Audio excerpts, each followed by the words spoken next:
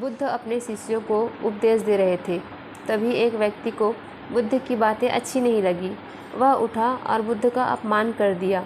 बुरी बातों को बार बार याद करने से हमारी परेशानियां बढ़ती हैं, मन अशांत होता है। इसलिए दुख देने वाली बातों को भूलकर आगे बढ़ना चाहिए। इस संबंध में गौतम बुद्ध का एक प्रसंग प्रचलित है। गौतम बुद्ध अलग अलग क्षेत्र में भ्रमण करते थे और अपने शिष्यों को उपदेश देते थे।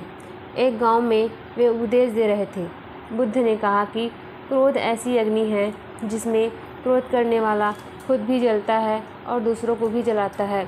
बुद्ध के प्रवचन सुनने के लिए बड़ी संख्या में लोग वहां बैठे थे। उन लोगों में एक बहुत गुस्सा वाला व्यक्ति भी बैठा हुआ था।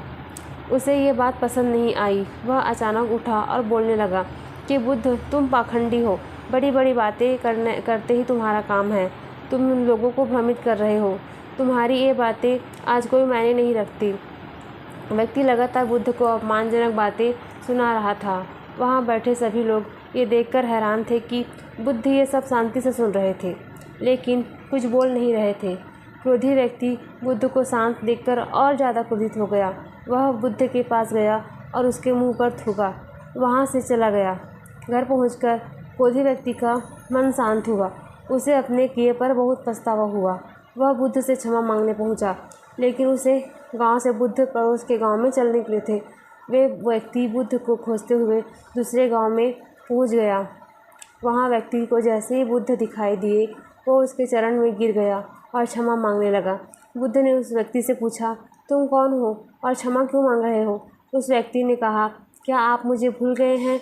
मैंने कल आपके साथ बुरा व्यवहार किया था, आपका अपमान किया था।